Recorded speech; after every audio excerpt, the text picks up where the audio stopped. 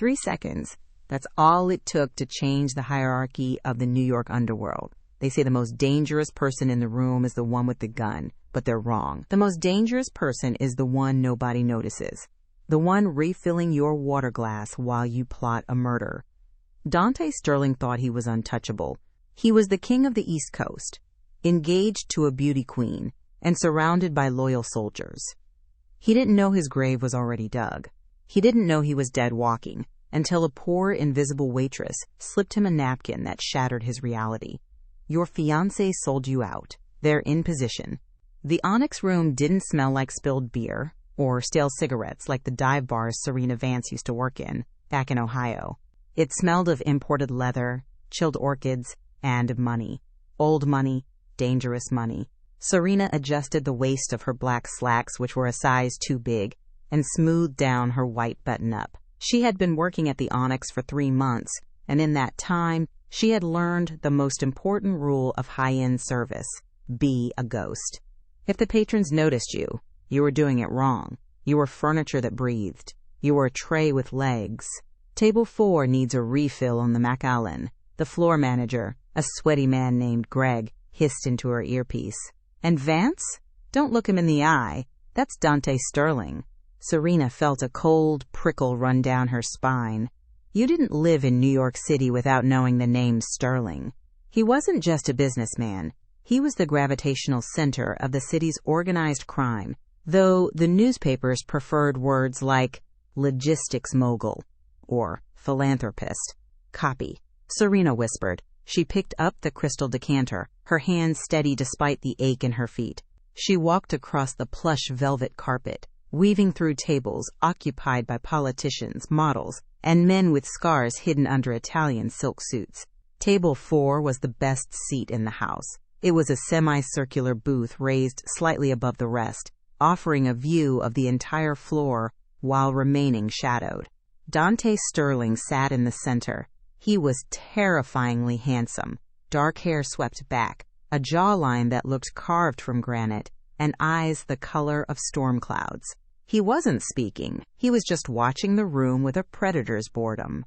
Next to him sat Isabella Calloway, his fiancée. The tabloids called her the Princess of Manhattan. She was wearing a red dress that probably cost more than Serena would earn in 5 years. She was laughing, her hand resting possessively on Dante's forearm, her diamond engagement ring catching the dim light. Across from them were 2 other men. Serena recognized one as Marcus Thorne, a rival businessman who had recently signed a peace treaty with the Sterling family. Serena approached the table silently. "Refills, sir?" she murmured, her voice soft. Dante didn't look up. He just tapped the glass with one finger. As she poured the amber liquid, she watched the dynamic. It felt off. Usually, newly engaged couples had a magnetic pull toward each other. But Isabella's body was angled slightly away from Dante, toward Marcus Thorne. It was subtle, a matter of inches, but Serena had spent her life reading body language. It was a survival mechanism she picked up growing up in a foster system, where reading a mood shift could save you a beating. "Thank you," Isabella said, her voice dripping with artificial sweetness. She stood up. "Dante, darling, I need to powder my nose. Order the appetizers?" "Of course," Dante said. His voice was a deep baritone that seemed to vibrate through the table. Isabella grabbed her clutch and sashayed toward the restrooms. Serena finished pouring and retreated to the service station. She needed to clear a few glasses from the busing tray near the restrooms anyway.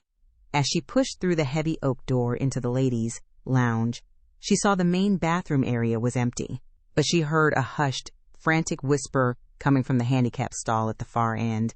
Serena froze. The acoustics in the marble-tiled room were incredible. Every whisper bounced off the walls. "He suspects nothing," a woman's voice hissed. It was Isabella. Serena stopped breathing. She backed quietly into the cleaning closet, leaving the door cracked just a millimeter. "I'm telling you, Marcus is ready," Isabella continued, her voice losing its sweet facade and turning jagged with adrenaline. "Dante thinks tonight is a celebration of the merger. He doesn't know the kitchen staff has been paid off. The back exit is blocked. When the toast happens at 9 p.m., your team comes in through the front. My security detail will stand down. A pause. She was listening to someone on the other end of the phone. No, Isabella snapped. I don't care about the collateral damage. Just make sure Dante is dead before the first course is cleared. I want his empire, and I want it tonight. I've played the loving fiancé for 2 years, and I am done. Serena's hand flew to her mouth to stifle a gasp. The sheer cold-bloodedness of it made her stomach turn. Isabella wasn't just cheating. She was orchestrating an execution. I love you too, Isabella said, her voice softening sickeningly. See you on the other side of the throne. The sound of a toilet flushing covered the noise of Isabella unlocking the stall. Serena held her breath until her lungs burned. She watched through the crack as Isabella checked her makeup in the mirror, applied a fresh coat of blood-red lipstick, and practiced a smile that didn't reach her eyes. Once the door swung shut and Isabella was gone, Serena collapsed against the mop sink.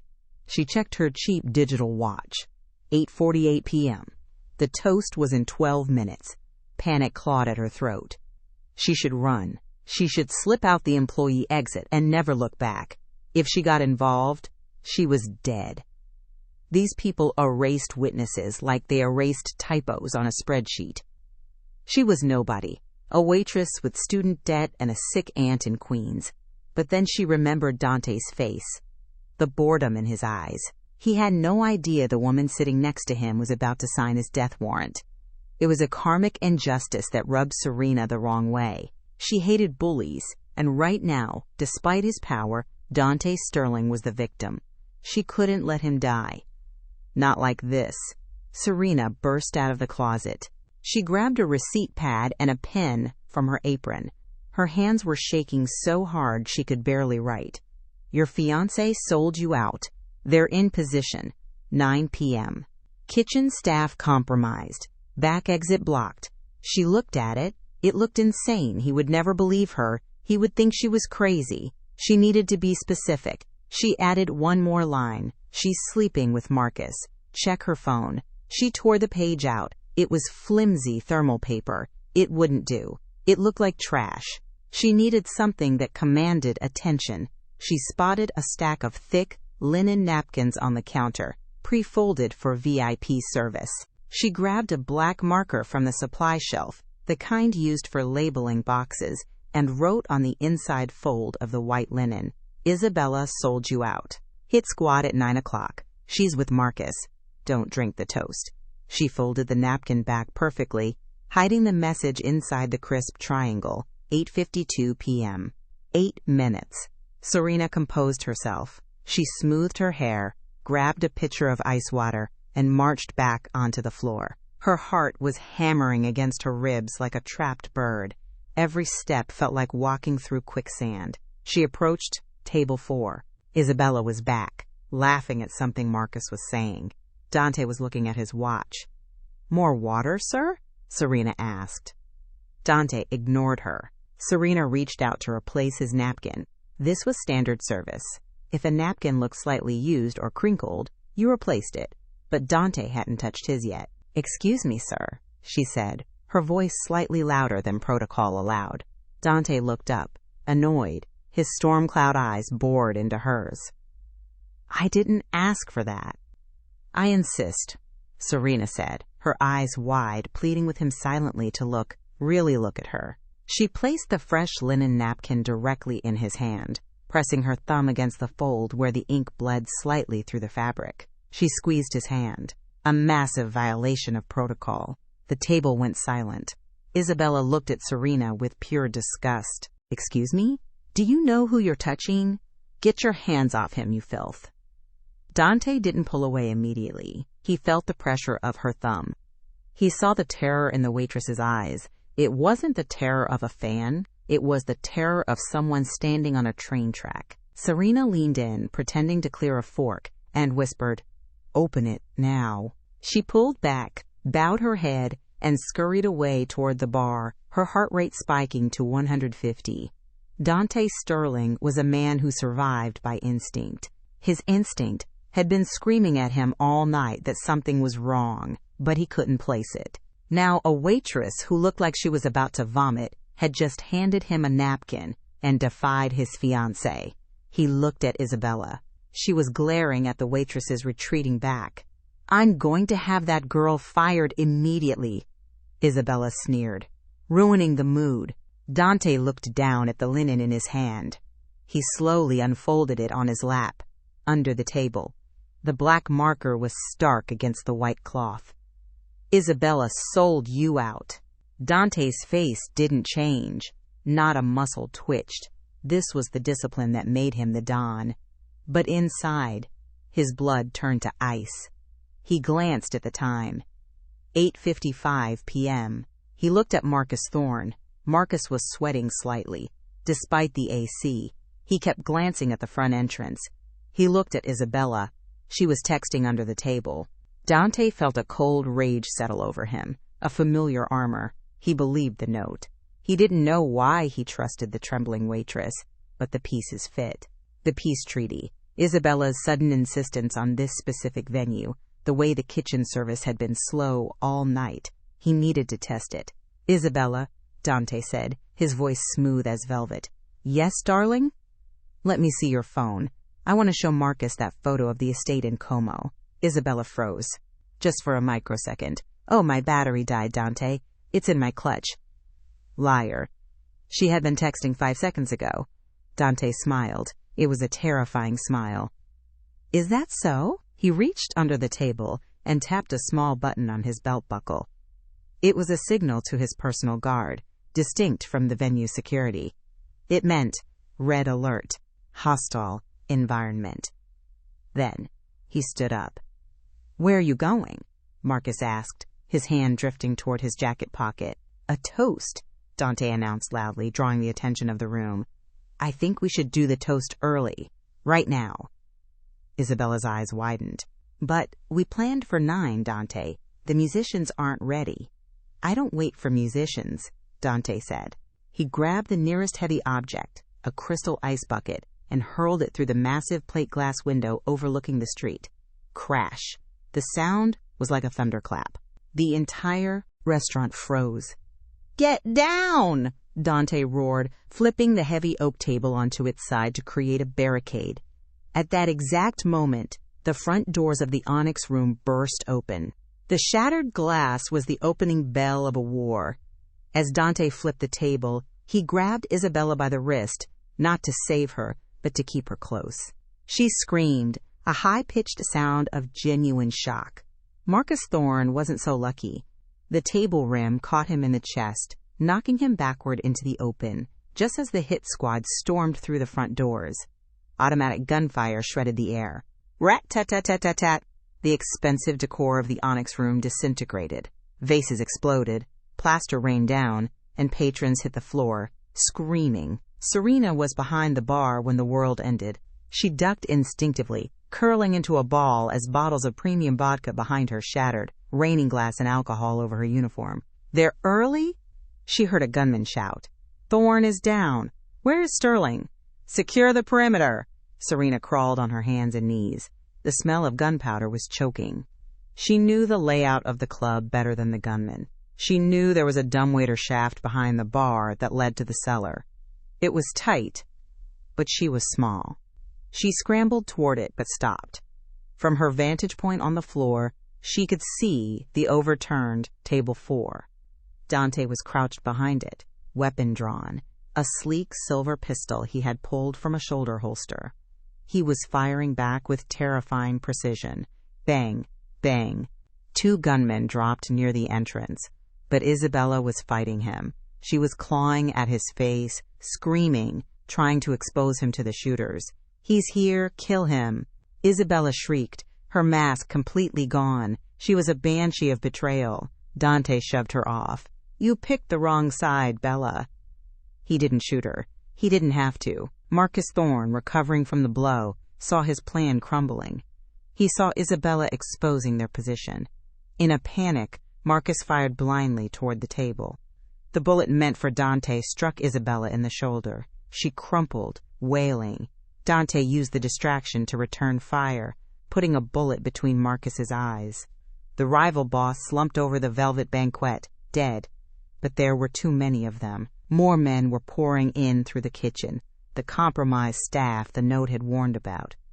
Dante was pinned down. He was out of angles. Serena looked at the fire alarm on the wall near the bar. It was 10 feet away, 10 feet of open ground. If she pulled it, the sprinkler system would activate. It wouldn't stop the bullets, but the Onyx Room used a high-pressure mist system for fire suppression. It would fill the room with dense fog in seconds, killing visibility. It was suicide. Do it. A voice in her head screamed. He's the only one getting out of here alive, and if he dies, they kill the witnesses. Serena took a breath, kicked off her heels, and sprinted. Hey! The girl! A gunman shouted. Bullets chewed up the floor tiles at her heels. She dove the last 3 feet, slamming her hand onto the red lever. Clang, clang, clang! The alarm blared, deafeningly loud. Instantly, jets from the ceiling hissed, blasting a thick white chemical fog into the room. Visibility dropped to 0. I can't see! Hold fire! You'll hit our guys!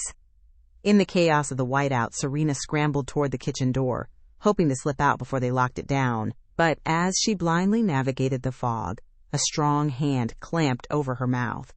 She thrashed, biting down on the hand. Quiet!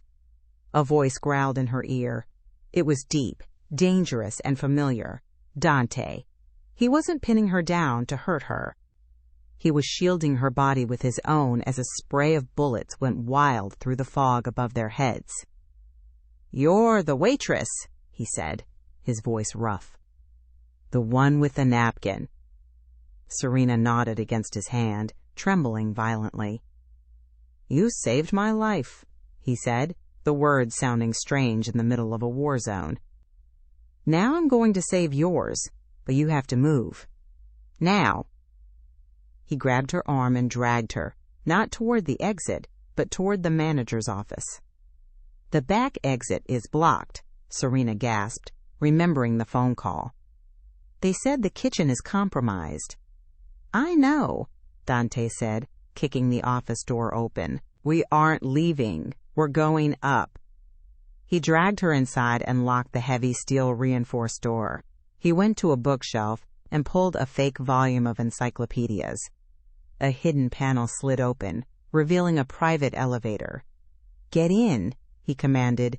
Where does this go? Serena stammered. Penthouse, Dante said, shoving a fresh magazine into his gun. My private fortress. They can't get us there. He pushed her into the small elevator car and hit the button. As the doors began to close, the office door buckled under the force of a battering ram. Open up! Sterling! The elevator doors sealed with a hiss, and the sensation of rising gravity hit Serena's stomach. She slumped against the mirrored wall, sliding down to the floor. Her white shirt was stained with wine and dirt. Her feet were bleeding. She was trapped in a metal box with the most dangerous man in New York. Dante stood over her, holstering his weapon. He looked at her, really looked at her, for the first time. He saw the fraying cuffs of her shirt, the cheap watch, the terror in her brown eyes that held a surprising amount of intelligence. What is your name? He asked. Serena, she whispered. Serena Vance. Well, Serena Vance, Dante said, wiping a smear of blood from his cheekbone. You just became the most important person in my organization, and that makes you a target for everyone else. The elevator dinged. The doors opened into a sprawling, modern apartment overlooking the city skyline. It was silent, pristine, and safe. Dante stepped out and offered her a hand. Welcome to your cage, he said grimly. Serena looked at his hand. It was large, calloused, and stained with gunpowder. She realized with a sinking heart that she hadn't just saved a customer. She had just sold her soul to the devil to save his life. She took his hand. I didn't do it for you, she said, finding a shred of courage. I did it because she was cheating. Dante let out a short, dark laugh. Loyalty is rare, even if it's accidental. He pulled her up. Make yourself comfortable, Serena. Nobody leaves this penthouse until I know who else betrayed me. You're the only one I know for a fact isn't on the payroll of my enemies." "Why?" she asked. "Because," Dante said, pulling the linen napkin from his pocket, now stained with blood. "You warned me when you had nothing to gain. That makes you an anomaly. And I collect anomalies." He walked to a massive liquor cabinet and poured 2 drinks. He downed one and held the other out to her. "Drink," he ordered. "You're going to need it. The shock is going to hit you in about 5 minutes." Serena took the glass. Her hands were shaking again. "What about Isabella?" Dante walked to the floor-to-ceiling window, looking down at the flashing police lights surrounding the club, far below. "Isabella is a problem for the lawyers now." "Or the coroner," he said coldly. "But the man she was talking to on the phone, the one who organized this, he's still out there, and he knows you saw Isabella. He knows you're the reason the ambush failed." Dante turned back to her, his eyes intense. "They saw your face, Serena. If you step out of this building, you're dead within the hour. You belong to me now." The penthouse was silent, save for the hum of the central air conditioning that kept the air crisp and sterile. It had been 3 hours since the massacre at the Onyx Room. Serena sat on the edge of a massive leather sofa that cost more than her entire college tuition. She was still wearing her stained waitress uniform, though Dante had given her a silk robe to cover the blood smears. Dante was pacing. He had been on the phone, a burner phone, barking orders in Italian and English for the last hour. "Clean it up. I don't care what the police report says. Thorne fired first. Self-defense. And find out who unlocked the back door. I want a name by sunrise." He hung up and threw the phone onto the marble kitchen island. The adrenaline of the shootout was fading, replaced by a cold, calculating fury. He turned his attention to Serena. She looked small in the vast room, but she wasn't crying. She was watching him, studying him. "You're calm," Dante noted, walking over to the wet bar to pour himself another scotch. "Most civilians would be hysterical by now." "I'm not calm," Serena said, her voice steady but tight. "I'm in shock. There's a difference. And I'm calculating my odds of survival." Dante paused, glass halfway to his lips. He turned to look at her. "And what are they?" "Low," she admitted. "You said I'm a target. That means the people who tried to kill you know I helped you. But being here with you makes me a bigger target. You're a magnet for bullets. I'm also the only thing standing between you and a shallow grave," Dante countered. He walked toward her, the heavy crystal glass looking fragile in his large hand. "My men are sweeping your apartment in Queens right now." Serena stood up so fast she nearly tripped. "My apartment? No, you can't go there. My aunt." "Aunt Clara, stage 4 lung cancer, dependent on an oxygen tank. She was asleep when my men arrived." Dante recited the information coldly. "Don't worry, they didn't hurt her. They moved her." "Moved her?" Serena's face went pale. "Where?" "If you hurt her, I swear to God." "She's in a private suite at St. Jude's Medical Center," Dante interrupted. "Top floor, private security. The best oncologists in the state are reviewing her file as we speak. She thinks she won a charity lottery for upgraded care." Serena went silent. The fight drained out of her legs, and she sat back down heavily. St. Jude's was the best hospital in the city. It was also prohibitively expensive. "Why?" she whispered. "Because I need you focused," Dante said, sitting on the coffee table opposite her, invading her personal space. "I need you to remember everything you heard in that bathroom. Every word, every inflection. You said Isabella was on the phone. Did she say a name?" Serena closed her eyes, trying to transport herself back to the smell of lavender soap and fear in the Onyx restroom.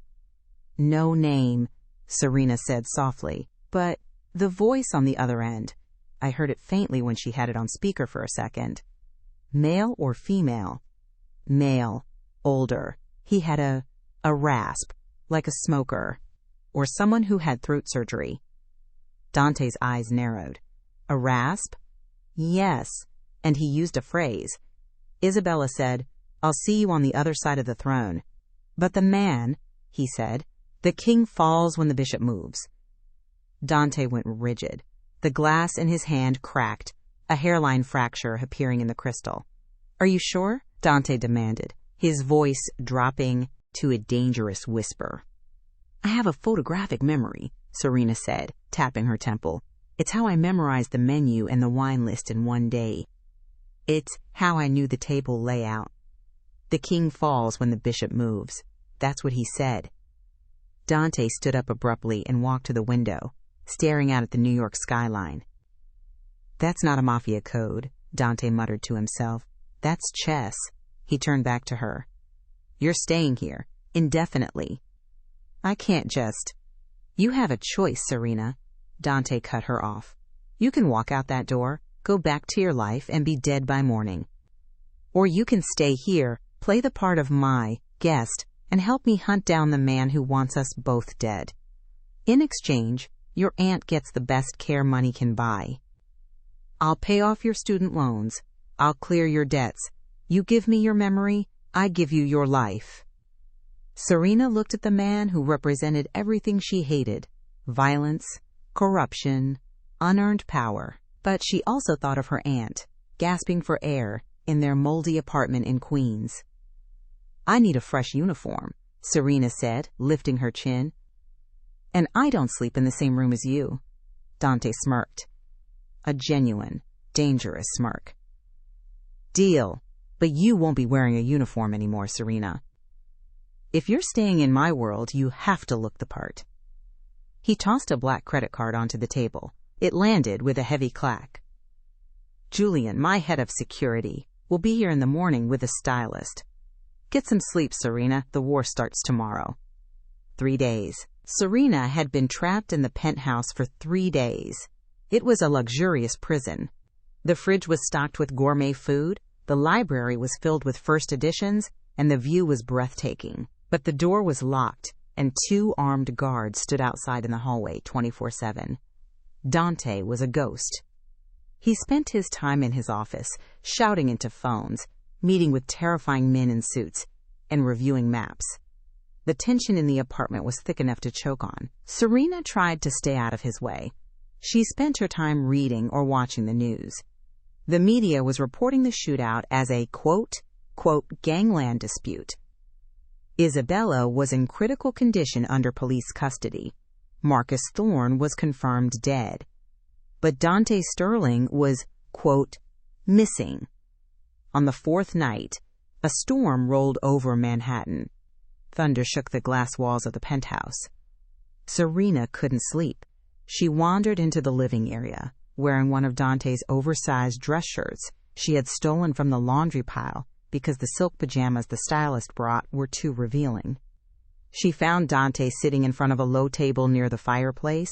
He wasn't working. He was staring at a chessboard. It was an exquisite set, obsidian and ivory pieces. He looked exhausted. His tie was undone, his sleeves rolled up to reveal tattoos on his forearms that she hadn't noticed before. He was holding a white knight, turning it over and over in his fingers. You're going to lose in 3 moves if you do that, Serena said softly. Dante jumped slightly. He hadn't heard her approach. He looked up, his eyes bloodshot. Excuse me? Serena walked closer, hugging her arms around herself. The board. You're playing against yourself, right? White versus black. If white moves the knight there, black's bishop takes the queen diagonal. Checkmate in 3. Dante looked down at the board. He frowned. He moved the pieces in his head. Knight to e5. Bishop to h4. Queen trapped. King exposed. He looked back up at her, stunned. I've been staring at this board for 2 hours, trying to find a way out of this trap. How long were you watching? 10 seconds, Serena said, shrugging. Dante sat back, gesturing to the empty chair opposite him. Sit. I should go to bed. Sit, he commanded, but his tone wasn't aggressive. It was curious. Serena sat. Reset the board, Dante said. Play me. I haven't played in years. Serena lied. She played online every night on her phone under the username GhostQueen99. It was the only way she kept her brain sharp while wiping tables. Humor me. They began to play. Dante was aggressive. He played like a mob boss, brute force, intimidation, sacrificing pawns to clear a path. He attacked her front line immediately. Serena played like a ghost. She was defensive, quiet. She let him take her pawns. She let him think he was cornering her. "So," Dante said, moving a rook, "tell me about the waitress who analyzes chess games in 10 seconds. Who are you really, Serena?" "I'm nobody," she said, moving her bishop. "My dad was a math teacher in Ohio. He taught me logic games. He died when I was 16. Mom left before that. I ended up in the system." "The foster system," Dante said. "Rough. It teaches you things," Serena said, her eyes focused on the board. "Like how to be invisible, how to see danger before it hits you, and how people with power always underestimate people without it." "Is that what I did?" Dante asked. "Underestimated you?" "You didn't even look at my face for 3 months, Dante," she said quietly. "I refilled your drink every Friday night.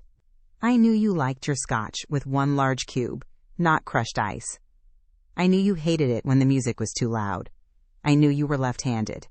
But you couldn't have picked me out of a police lineup until I put that napkin in your hand." Dante paused. Her words hit harder than he expected. He looked at the board. While he was listening, to her he had lost track of the game. He looked down. Her queen was gone, but her rooks and bishops were arranged in a suffocating net around his king. "Check," Serena said softly. Dante moved his king. "Check," she said again, moving a pawn. Dante moved again. "Checkmate," she whispered, sliding her bishop into the final slot. Dante stared at the board. He had been slaughtered, systematically dismantled by a girl in his dress shirt who looked like a stiff breeze could knock her over. He slowly looked up at her. The air in the room shifted. It wasn't just gratitude anymore. It was respect. And something hotter. Attraction. "You're not a waitress," Dante murmured, leaning forward. "You're a shark." "I'm a survivor," Serena corrected. "The man on the phone," Dante said, his mind racing. "The code. The king falls when the bishop moves. It wasn't a metaphor. It was a strategy. They are trying to pin me." He stood up, pacing again, but this time with energy. "My uncle," Dante said, "Sebastian Cross. He's not blood, but he's family. He taught me the business. He's the only one who plays chess with me. He always uses the bishop opening." Serena's eyes widened. "Sebastian Cross? The shipping magnate?" "The very same," Dante said darkly. "He's hosting the Winter Solstice Gala tomorrow night. It's the biggest social event of the season. Everyone thinks I'm in hiding. Everyone thinks the Sterling Empire is crumbling." He turned to Serena, a wicked glint in his eye. "We're going to the gala, Serena." "We?" Serena squeaked. "I can't go to a gala. I don't belong there." "You defeated Dante Sterling in 20 moves, Dante said, walking over to her and pulling her up from the chair. His hands lingered on her arms. The heat radiating off him was intoxicating. "You're the only person who belongs there with me," he said, his voice dropping an octave. "We're going to walk into the lion's den, and you're going to help me checkmate the bastard." The makeover was brutal. Julian had brought in a team of 3 stylists who plucked, polished, and painted Serena for 4 hours. When they were finished, she didn't recognize herself in the mirror. Her messy brown hair was styled into sleek Hollywood waves. Her makeup was sharp, accentuating her high cheekbones and large eyes. But the dress was a weapon. It was emerald green velvet, strapless, with a slit that went up to her mid-thigh. It hugged every curve she didn't know she had. She wore diamonds around her neck that cost more than the entire apartment block she lived in. When she walked into the living room, Dante stopped dead. He was wearing a tuxedo that fit him like a second skin. He looked lethal. But as he watched her walk down the stairs, his mask slipped. His mouth parted slightly. "Breathe, boss," Julian joked from the corner, checking his earpiece. Dante cleared his throat, adjusting his cufflinks. He walked to the bottom of the stairs and offered her his hand. You look, he struggled for the word, dangerous. Serena took his hand. It was warm and steady. I feel like I'm wearing a costume. It's armor, Dante corrected. Tonight you are not Serena Vance, the waitress. Tonight you are Serena Vance, my fiancée. Serena nearly tripped. Your what? Isabella is out of the picture, Dante said as he led her to the elevator. If I show up alone, I look weak. If I show up with a random date, I look careless. But if I show up with a new fiancé, someone I've been hiding, it shows I was never betrayed. It shows I was always 2 steps ahead. It makes Isabella look like the fool, not me. You want me to lie to the entire New York underworld? I want you to play a role, Dante said, stepping into the elevator and turning to face her. He reached out and tucked a loose strand of hair behind her ear. His touch sent a shiver down her spine. Just stick to my side. Watch the room. Tell me what you see that I don't. The Winter Solstice Gala was held at the Metropolitan Museum of Art. The Temple of Dendor was illuminated in blue and gold light. A string quartet played soft classical music, while hundreds of guests in tuxedos and gowns milled about, drinking champagne and whispering secrets. When Dante Sterling walked in, the music didn't stop, but the conversation did. A ripple of silence spread through the room like a shockwave. He walked with his head high, a predator entering his territory, and on his arm was a stunning woman in green who looked at the crowd with cool, detached amusement. Smile, Dante whispered in her ear. You're the happiest woman in the world. Serena forced a dazzling smile. I'm terrified, she whispered back through her teeth. You're doing great, he assured her. They moved through the crowd. Serena felt the eyes on her. Judgment, envy, lust, curiosity. Dante! A booming voice echoed. A man approached them. He was older, with silver hair and a face that looked like it had been tanned leather. He was holding a cane, though he moved with surprising agility. Sebastian, Dante said, nodding. I wasn't sure you'd be here. Sebastian Cross smiled, but his eyes were cold. I wouldn't miss it. I heard about the trouble at the Onyx. Tragic about Isabella. Traitorous, Dante corrected smoothly. But I believe in upgrading. He pulled Serena closer. Sebastian, meet Serena, my better half. Sebastian's eyes flicked to Serena. He scanned her like he was appraising a racehorse. A pleasure, Sebastian said. I don't believe we've met. Which family are you from, my dear? It was a trap. He was asking for her lineage, her connections. Serena didn't blink. The Vance family, Mr. Cross, from Ohio. We're in logistics. It wasn't a lie. Trucking was logistics. Sebastian narrowed his eyes. Charming. Dante, a word in private? Business matters. Anything you have to say to me, you can say in front of Serena, Dante said firmly. Sebastian chuckled. A rasping sound. A sound that made Serena's blood freeze. The rasp. It was him. The voice on the phone. Serena squeezed Dante's arm. Use the code. Mr. Cross, Serena spoke up, her voice clear and bell-like. Dante was just telling me about your shared love of chess. Sebastian looked at her, surprised. Indeed? I was wondering, Serena continued, locking eyes with the older man. Do you prefer the King's Gambit?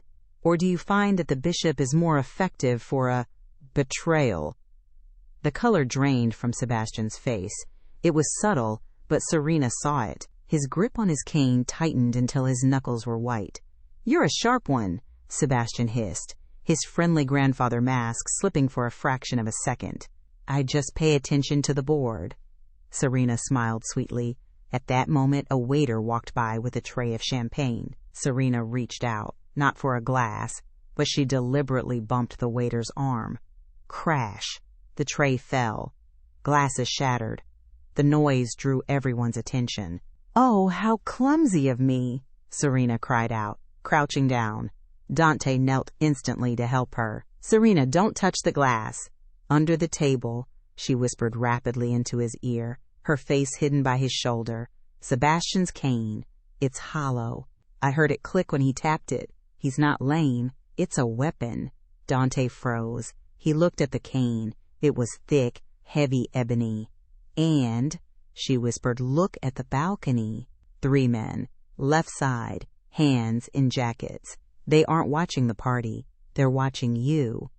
Dante stood up, pulling Serena with him. His face was a mask of calm, but his eyes were burning with intensity. "Sebastian," Dante said, brushing glass off his sleeve, "I think we'll be leaving.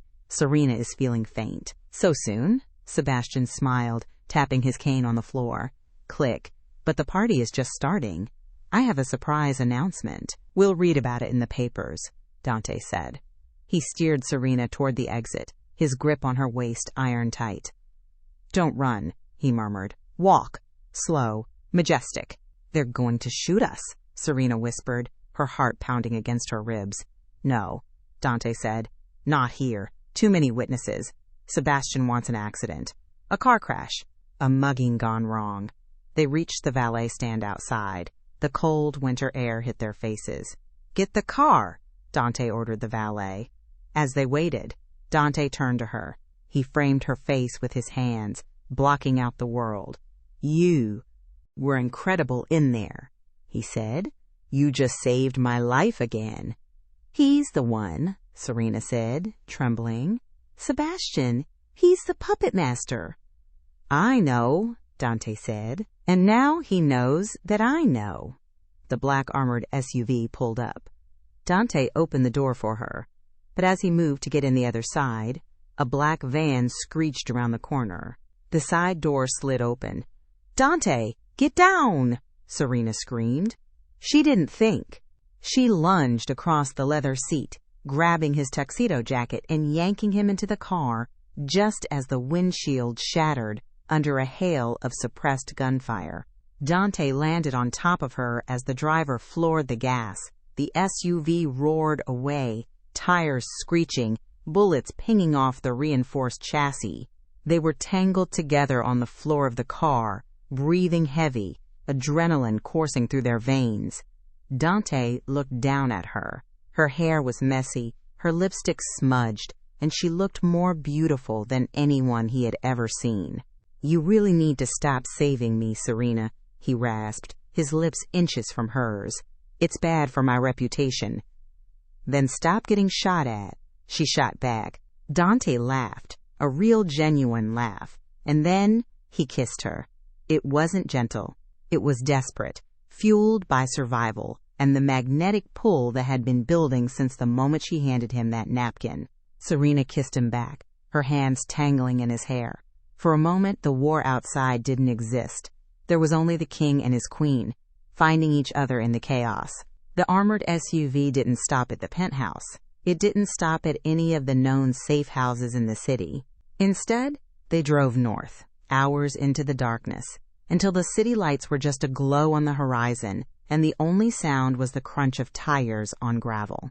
They arrived at a hunting cabin tucked deep into the Catskills. It was rustic on the outside, but inside it was a fortress of surveillance screens and satellite uplinks.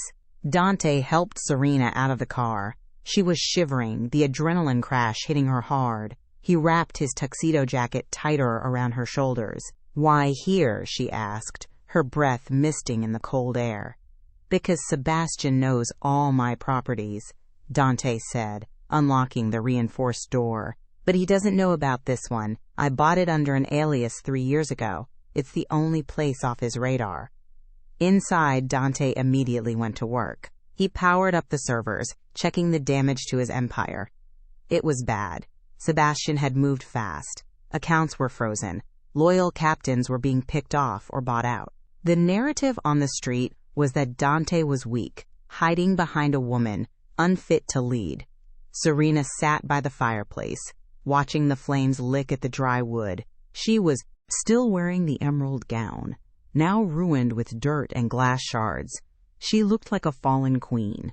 "He's winning," Dante said, slamming his hand on the desk. "He has the judges, the unions, and the other families. He's going to call a vote of no confidence at the commission meeting in 2 days.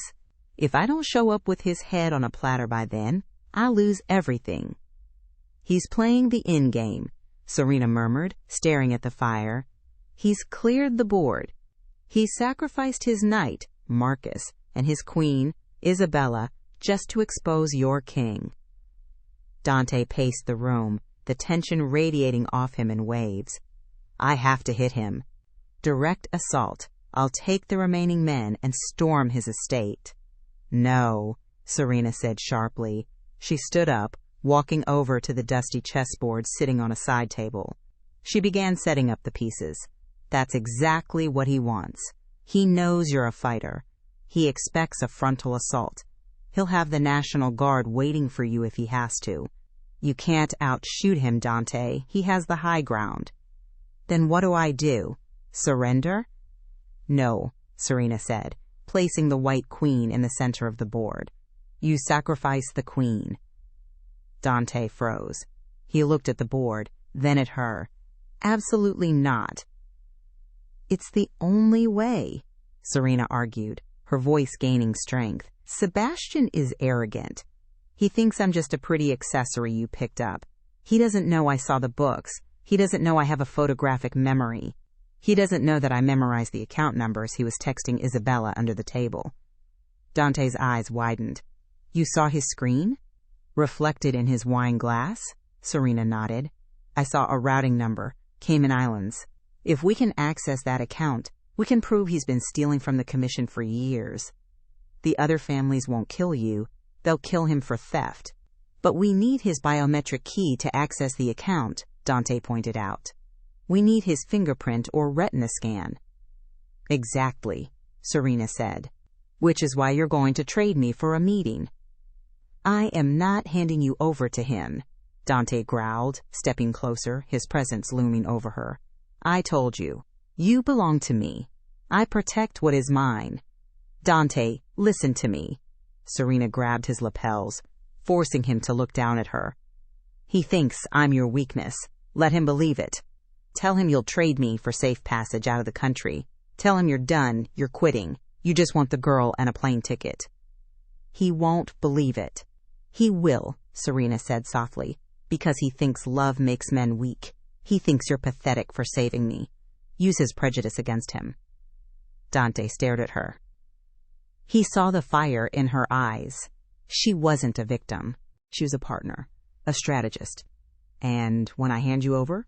Dante asked, his voice rough with suppressed emotion. He'll bring me close, Serena said. He'll want to gloat. He'll want to terrify me. And when he's close enough, I'll get what we need. Dante shook his head, running a hand through his hair. It's too dangerous. If he touches you.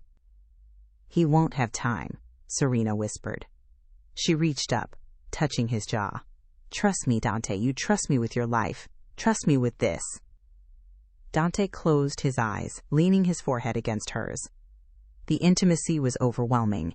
In the middle of a war, in a dusty cabin, he realized he was falling in love with her. Not just the idea of her, but the reality of her, her bravery, her brilliance, her refusal to break. If this goes wrong, Dante whispered, I burn the city down. Understand? It won't go wrong, she promised. He kissed her then, a slow, searing seal on their pact. It was a kiss of goodbye and a promise of vengeance. When they pulled apart, the plan was set. Dante picked up the burner phone. He dialed Sebastian's private number. Hello, Uncle, Dante said, his voice void of emotion. I'm done. I want out. Let's make a deal. The meeting took place at the Brooklyn Navy Yard under a deluge of freezing rain. Dante stepped out of his car, hands raised, standing alone in the glare of the floodlights. 50 yards away, Sebastian Cross waited, flanked by a dozen armed mercenaries. I'm done fighting, Sebastian, Dante shouted over the storm. I want the exit package. 5 million and safe passage. You can keep the city. Sebastian leaned on his ebony cane, smiling like a wolf. And the girl? She's a liability, Dante said coldly. He opened the back door, dragging a handcuffed Serena out into the rain. She looked small, trembling, and defeated. Take her. I just want to live. Sebastian laughed, the sound sharp and cruel. Bring her here. Serena stumbled forward, head bowed, playing the part of the terrified victim perfectly. As she neared Sebastian, he reached out, lifting her chin with the head of his cane. The little chess player, Sebastian sneered. Any last words? Serena looked up. The fear vanished instantly, replaced by a gaze of pure steel.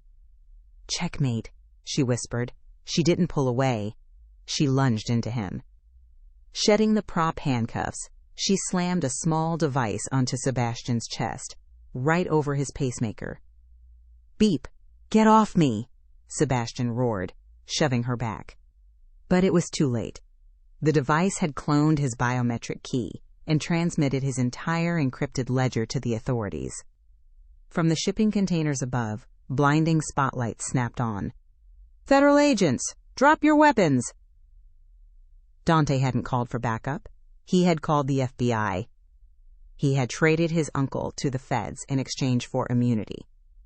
Sebastian's mercenaries froze, dropping their guns as SWAT teams swarmed the dock. Sebastian, realizing the betrayal, raised his cane, a concealed shotgun, aiming it at Serena's back. Bang. Dante was faster. One shot from his silver pistol shattered the cane, sending the old man sprawling into the mud.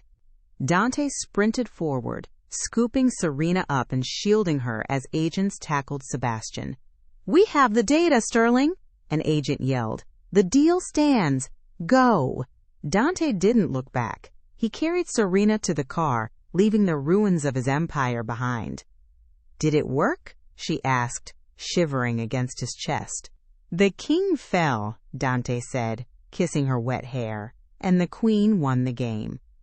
The terrace overlooked the sparkling blue waters of Positano, Italy. Serena sat at a small iron table, a chessboard set up in front of her. She looked different, healthy, sun-kissed, wearing a simple white sundress and a massive diamond ring. Dante walked out, placing 2 espressos on the table. He kissed her shoulder, the tension of his old life completely gone. Who are you playing? He asked. Myself. She smiled, moving a pawn. I'm still figuring out how I beat you that first night. You beat me because I underestimated you, Dante said, sitting opposite her, taking her hand. I'll never make that mistake again. Are you happy, Serena? No guns, no empire.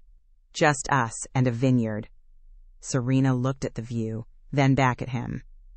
I miss the adrenaline a little, she teased. The local mayor is corrupt. I was thinking maybe we should unionize the vineyard workers. Topple a local government? Dante stared at her, seeing that familiar revolutionary spark in her eyes. He sighed, but he was smiling. You're going to take over this town, aren't you? Checkmate? Serena whispered, leaning in to kiss him. Dante Sterling finally realized he was never really in charge, and he wouldn't have it any other way. And that is the story of Serena and Dante. From an invisible waitress to the queen of the Amalfi Coast, Serena proved that the most dangerous person in the room isn't the one with the gun. It's the one watching the board. What did you think of the ending? That final twist, Dante working with the FBI to take down his own uncle, was the ultimate sacrifice of power for love. It totally flips the usual Mafia script, where the Don always keeps the crown. If you enjoyed this mix of romance, suspense, and high-stakes chess, please smash that like button. It helps the channel grow, so I can write even more long-form stories for you. And don't forget to subscribe and turn on notifications so you never miss an upload. Let me know in the comments. Would you have forgiven Dante for his past? See you in the next video.